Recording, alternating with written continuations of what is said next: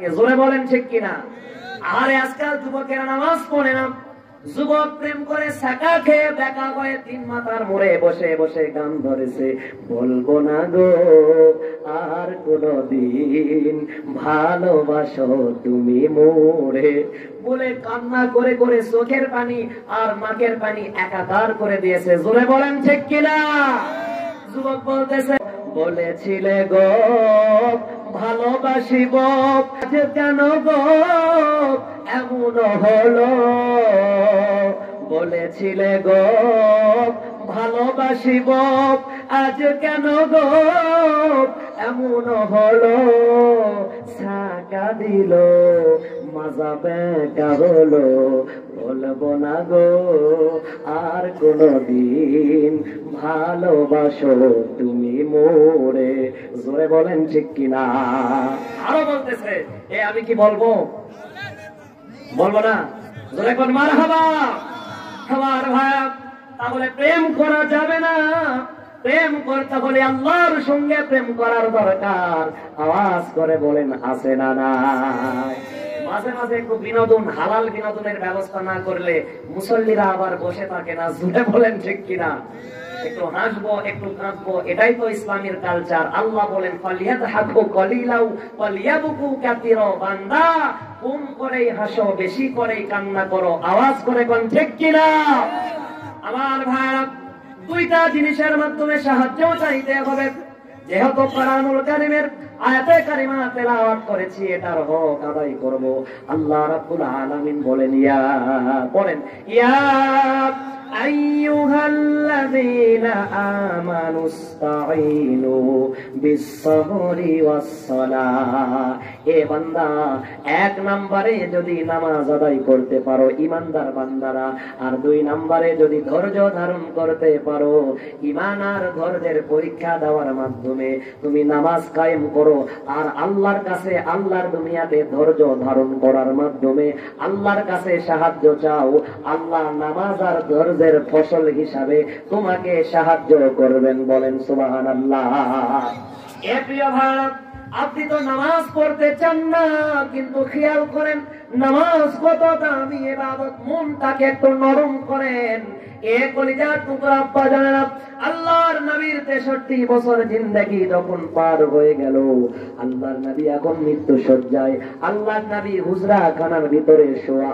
আম্মা জান আয়েশা ডাক দিয়া কই, আমি আমার নবীকে জবর দ্বারা দেখে দিলাম, আমার নবী শান্তি পাচ্ছে না মনের দিক থেকে। আহারে নবী একবার দাঁড়ায়, একবার বসে। আমার নবী আমাকে ডাক দিয়া বলতেছে, আয়েশা রে, আমার অন্তরে বড় কষ্ট, আমার শরীরে বড় কষ্ট, আল্লাহর নবীর শরীরে বড় জ্বর। আল্লাহর নবী এমন অসুস্থ হয়ে কোনদিনও পড়ে যায়। আম্মা জান ডাক দিয়া কই, এমন সময় ফজরের নামাজের সময় হয়ে গেছে। এ ভাই, কি করে তুমি ফজরের আজান হবার পরে ঘুমিয়ে থাকো? অথচ আল্লাহর নবী বলেন, যেই মানুষ ফজরের নামাজ আদায় করলো ওই মানুষটা কখনোই মুনাফিক নয়, আর যেই মানুষটা ফজরের আজান শুনে মসজিদে গেল না, এই মানুষটা অবশ্যই মুনাফিক হয়। জোরে বলেন নাউজুবিল্লাহ। আমার প্রিয় ভাই, আমার কলিজার টুকরা বাবারা, ফজরের নামাজের আজান দিয়েছে, সাহাবায়ে কেরাম কোন অপেক্ষা করতেছেন আল্লাহর নবী কখন আসবেন, আর আল্লাহর নবী ইমামতি করে নামাজ পড়াবেন। হযরতে আবু বকর দেরি করতেছেন, কিন্তু আল্লাহর নবী খবর পাঠায়া দিলেন, আমি নামাজে যেতে পারবো না, আবু বকরের ইমামতিতে তোমরা নামাজ আদায় করে নাও। আমার কলিজার টুকরা কুচ কুরুলিয়াবাসী খেয়াল করেন, হযরতে আবু বকর খবরটা পাবার পরে হাউমাউ করে ইতিমের মতো কান্না শুরু করে দিলেন। আবু বকর ডাক দিয়া কই, এ সাহাবারা, কলিজার টুকরা ভাইরা, শুনো গো, আজ থেকে আমরা ইতিম হয়ে গেলাম, আজ থেকে আমরা মাহরুম হয়ে গেলাম, আল্লাহর নবীর পিছনে আর নামাজ আদায় করতে পারবো না। আমাদের মনে কত কষ্ট, অন্তরে এত দুঃখ, এত বেদনা। আল্লাহর নবী খবর পাঠিয়েছেন, আমাকে ইমাম হয়ে আমার ইমামতিতে নামাজ আদায় করতে বলেছেন।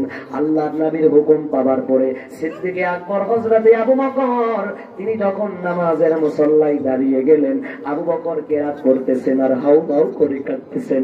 আল্লাহর নবীর নামাজ পড়ানো থেকে আজ থেকে মাহরুম হয়ে গেলাম। আওয়াজ করে কোন মারহাবা। এই ভাই তুমি কথা বলো কেন? তোমাকে তো মেম্বার চেয়ারম্যান সব বানায় দিলাম, তারপরেও তুমি কথা বলো না, একটু চুপ করো। আমাদের মানিপুরে গরুহাটি মাতুল দোয়া করবেন মা বিটা ফাল মতো জোরে কোন মারহাবা।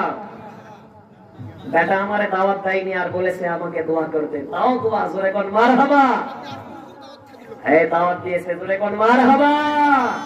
এই কলিজা বড়, আমি মাহফিলে আসবো, ওর বাড়িতে দাওয়াত খাবো, ভর্তা হোক, সানা হোক, ডাল হোক, ওর বাড়িতে খাবার খেয়ে মাহফিল শুনে চলে যাবো। জোরে কোন ইনশাআল্লাহ।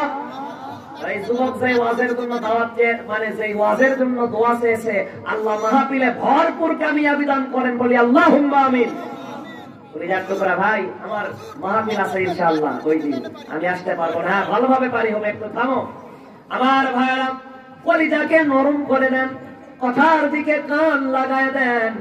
এ কলিজার টুকরা বাপ আল্লাহর নবী, তার হুকুম পাবার পরে সিদ্দিক আকবর তিনি চলে গেলেন নামাজের মুসল্লায় দাঁড়ায় গেলেন। আল্লাহর নবী ডাক দিয়া কই, এ আয়েশা নামাজের খবর কি? আম্মা জান ডাক দিয়া বলেন, ওগো নবীজি, আমার বাবার ইমামতিতে তারা নামাজের কাতারে দাঁড়ায় গেছেন সারি সারি ভাইয়া। আল্লাহর নবী বলেন, দেখো তো কি সুন্দর করে কোরআনের তেলাওয়াত আসতেছে। এ আয়েশা তুমি আমার একটু উঁচু করে ধরো, আমি তো দাঁড়াতে পারছি না, আমার শরীরটা বড় দুর্বল হয়ে গেছে রে আয়েশা। মনে হয় দুনিয়াতে আর বেশি কাল থাকা হবে না রে আয়েশা, অচিরে আল্লাহর সঙ্গে আমার মুলাকাত হয়ে যাবে, আমার সাক্ষাৎ হয়ে যাবে। আম্মা জান আয়েশা কথা শোনার পরে মন খারাপ করলেন। আল্লাহর নবীকে যখন দাঁড় করালেন, আল্লাহর নবী জানালার ফাঁকা দিয়া নামাজের দৃশ্যটা দেখতেছেন, আর আল্লাহর নবীর চোখ দিয়ে মনের অজান্তেই পানি পড়ে যাচ্ছে। আল্লাহর নবীর কান্না দেখে আম্মা জান আয়েশা ডাক দিয়ে বলেন, ওগো নবীজি, আপনি কেন কান্না করেন নবী গো? ওই যে দেখেন আপনার অ্যাবসেন্টে, আপনার পরিবর্তে আপনার এক নম্বরের কাতারের সাহাবী আমার বাবা নামাজ আদায় করতেছেন ইমাম পায়া। ওগো নবী, ওগো স্বামী, আপনি কেন কান্না করেন? এই কান্নাটা কি আপনার দুঃখের কান্না নাকি? আল্লাহর নবী ডাক দিয়া বলেন, হে আয়েশা, নামাজের দৃশ্য দেখার পরে আমার কলিজা বড় শীতল হয়ে গেছে আয়েশা, আমার অন্তর বড় ঠান্ডা হয়ে গিয়েছে রে আয়েশা। তুমি জানো না, আমি তো এটা দুঃখের কান্না কাঁদতেছি না। ওই যে নামাজ কায়েম করার জন্য তায়েফে গেলাম, তায়েফের লোকেরা এমন ভাবে পাথর বাঁধলো, আমাকে রক্তাক্ত করলো। কিতাবের ভিতরে এসেছে, সিরাতের ভিতরে এসেছে, আল্লাহর নবী কি 1 মাইল 2 মাইল নয়, তায়েফের বেঈমান লোকেরা, দুষ্ট কাফেরেরা আল্লাহর নবীকে 5 মাইল শুধু পাথর নিক্ষেপ করেছে, আর আল্লাহর নবীকে ধাওয়া করেছে। আল্লাহর নবী 5 মাইল দৌড়েছেন। আওয়াজ করে কোন আল্লাহু আকবার। আমার প্রিয় ভাই, আল্লাহর নবী ডাক দিয়ে কই, তারপরেও নিষ্ঠুর তায়েফবাসী পাথর মারা ছাড়লো না রে। আমি নামাজের দাওয়াত দিলাম, দিনের দাওয়াত দিলাম, এটাই আমার অপরাধ। এ আয়েশা, আমি যখন নিরালয় নামাজ পড়তে গেলাম, আবু জাহেল আর আবু লাহাব দুজন উটের পচা নারী বুড়ি এনে আমার পিঠের উপরে চেপে দিয়েছে। এ আয়েশা, তুমি কি জানো, এই নামাজ কায়েম করতে গিয়া আমি মুহাম্মদুর রাসূলুল্লাহ কত কষ্ট, কত দুঃখ পেয়েছি। তায়েফের ময়দানে পাথরের মার খেয়েছি, এরপরে উহুদের ময়দানে আমার দাঁত মোবারক শহীদ হয়ে গেছে। এরপরে বেঈমানেরা আমাকে জেলের ভিতরে বন্দী করে রেখেছে। এ আয়েশা, আজকে নামাজ কায়েম হয়ে গেছে, আজকে আবু জেহেলের কোনো বাধা নাই, আবু লাহাবের কোনো বাধা নাই, আবু উতবার কোনো বাধা নাই, সাইবার কোনো বাধা নাই, মক্কার বড় বড় কাফের বেঈমানের কোনো বাধা মানা নাই। আজ তো নামাজ কায়েম হয়ে গেছে, তারা কি সুন্দর সুষ্ঠুভাবে নামাজ পড়তেছে। এই নামাজের দৃশ্যটা দেখে দেখে আমি নবী আনন্দিত হয়ে গেছি, আর আমি নবী আনন্দের কান্না করেছি। আনন্দে আনন্দে আমি নবীর চোখ থেকে পানি বের হয়ে গেছে। আওয়াজ করে কোন মারহাবা, আওয়াজ করে কোন আল্লাহু আকবার। এমন সময় জিবরাইল আমিন দরজায় এসে কোরআন মেরেছেন, আসসালাতু ওয়াসসালামু আলাইকা ইয়া রাসূলুল্লাহ। ওগো নবী, সালামের জবাব দেন। নবী সালামের জবাব দিলেন, ডাক দিয়া কই, আবু হে জিবরাইল, ইয়া কি জিবরাইল, খবর কি? হযরতে জিবরাইল ডাক দিয়া কই, নবী, আর দুনিয়াতে আপনার ছাতা হবে না। ও নবী, অন্যান্য নবীদের কাছে একবার দুবার এসেছি, আর আপনার কাছে আমি এসেছি 24,000 বারেরও বেশি। আপনার কাছে হাজার হাজার বার আসতে আর যেতে এত কলিজার মোহব্বত হয়েছে নবী গো, আপনার বিদায় আমি জিবরাইল আমিন মেনে নিতে পারছি না। ও গো নবী, আপনাকে আমি বন্ধুর মতো দেখি নবী গো।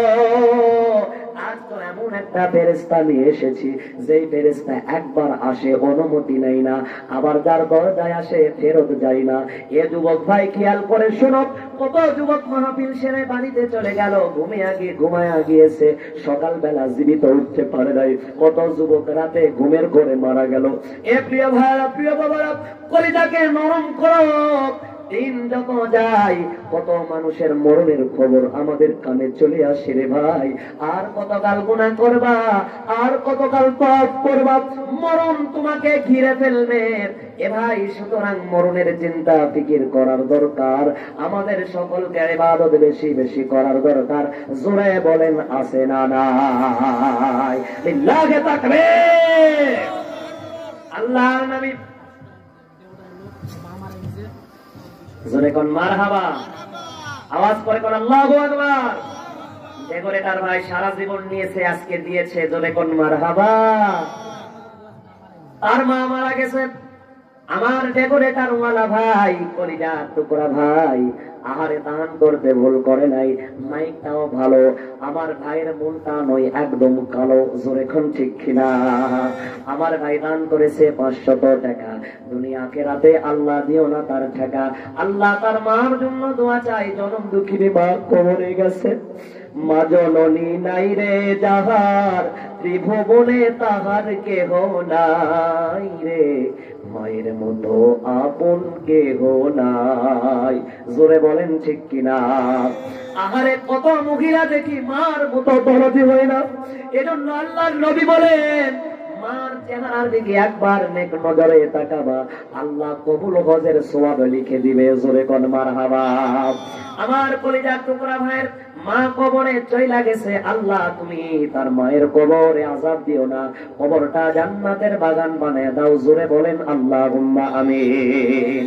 আমার প্রিয় ভাইরা, কলিজাকে নরম করেন। দেখেন আল্লাহর নবী ইন্তেকালের আগে যা ছিল সব দিয়েছে, আজকে আমাদেরও যা আছে সব দিয়ে বাড়িতে যাব, যা হই হোক গা। জোরে বলেন ঠিক কিনা? মাহফিলে দিতে চাই না, বলে হুজুর এত ডাকাত এত চাই, কিন্তু মাহফিল শেষে বাড়িতে ফেরার পথে এক ভাইকে ডাকাতে ধরেছে। ডাকাতে ধরার পরে চাকু ধরে বলতেছে কি আছে বের কর। তো সব বের করতেছে না, বলতেছে বেটা বের করিস না, কোথায় লুকিয়ে রেখেছিস? তোর শার্ট আগে খোল। শার্ট খুলেছে, বলে তোর লুঙ্গি খোল। লুঙ্গি খুলেছে, বলে তোর হাফ প্যান্টও খোল। সেটাও খুলেছে। খোলার পরে ডাকাতে সব কিছু নিয়ে তাকে লুঙ্গিটা ফেরত দিয়ে বলতেছে, এই তোর বাড়িতে যাওয়ার ভাড়া কি আছে? বলতেছে না ভাই তা তো নাই। তো ডাকাত বলতেছে, যা তোর লুঙ্গি পরে আর এই 5 টাকা দিয়ে বাড়িতে ভাড়া দিয়ে চইলা যা। তো যুবক বলতেছে, হুজুর ডাকাতটাও ভালো, আমারে গাড়ি ভাড়া আর লুঙ্গিটা দিয়েছে। জোরে কোন ঠিক কিনা? হাই হাই, ডাকাতি নাকি হুজুরের চাইতে ভালো? জোরে কোন ঠিক কিনা? আমার ভাই, তাহলে আসেন একটু দান করে যান। আমার ভাইজানের মার কবর আল্লাহ জান্নাতের বাগান বানায় দাও। জোরে বলেন আল্লাহুম্মা আমিন।